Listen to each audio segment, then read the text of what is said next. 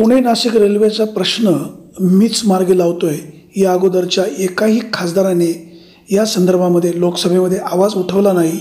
अगर मंत्र्यांबरोबर पत्रव्यवहारही केला नाही आणि असं असेल तर मी माझ्या खासदारकीचा राजीनामा देईल अशा प्रकारचं जाहीर वक्तव्य या विभागाचे खासदार शिवाजीराव आढळराव यांनी केले होते.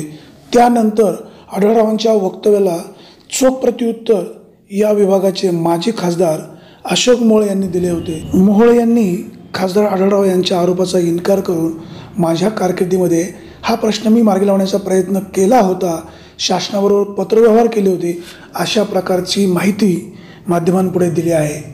त्यामुळे आढळरावांचं म्हणणं कितपत खरं आणि अशोक मोहोळांचं म्हणणं कितपत खरं हे मतदारांनी आणि जनतेने ठरवायचं आहे.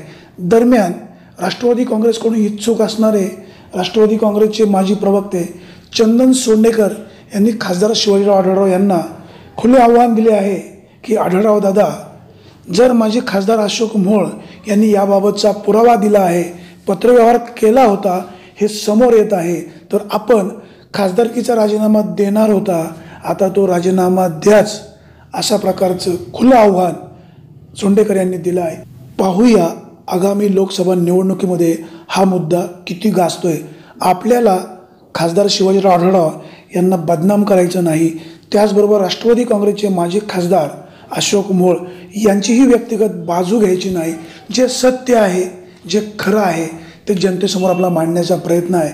खासदार शिवाजीराव आढळराव यांचे काम जरूर चांगलं आहे, परंतु ह्या मुद्द्यासंदर्भात त्यांनी केलेलं वक्तव्य कितपत खरं आहे हे शोधण्याचा आपला एक छोटासा प्रयत्न. Bureau report, beginner times. जसजशा लोकसभेच्या निवडणुका जवळ येऊ लागलेल्या आहेत तसतसं आढळराव दादा वेगवेगळी विधानं करू लागलेले आहेत. त्यांच्या प्रत्येक विधानांना शिरूर लोकसभेमध्ये राष्ट्रवादी काँग्रेस पार्टीचा एक इच्छुक उमेदवार या नात्याने मी प्रतिवाद करत आहे.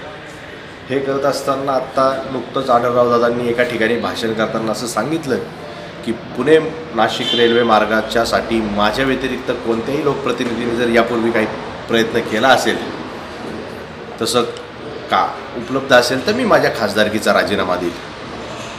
तर मी आढळराव दादांना या ठिकाणी अभ्यास करून उत्तर देतो की आढळराव दादा, आपल्या अगोदर आत्ताच्या शिरूर म्हणजे जुन्या खेड लोकसभा मतदारसंघात अशोक मोहोळ हे खासदार असताना त्यांनी कासारवाडी ते नाशिक आत्ताच्या डिजिटल नकाशात तुम्ही जो फिरवता त्याच्यामध्ये भोसरी मतदारसंघ वगळलेला दिसतोय. भोसरी मतदारसंघाला रेल्वेचं काही लाभ दिल्याचं जाणवत नाही, परंतु त्यावेळेचा जो पूर्वीचा नकाशा होता त्याच्यामध्ये कासारवाडी ते नाशिक हा रेल्वे मार्ग अशोक मोहोळ यांनी प्रस्ताव दिल्याचं कागदोपत्री पुरावे उपलब्ध आहेत.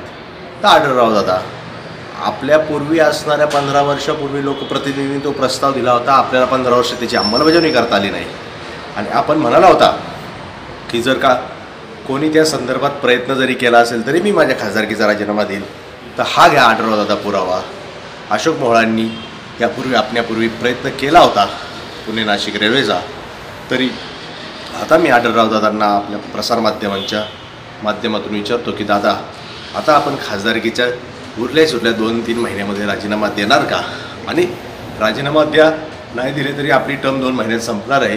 राष्ट्रवादीचा भावी खासदार म्हणून मी उरलेली कामकाजं पूर्ण करेल, रेल्वे पूर्ण करेल.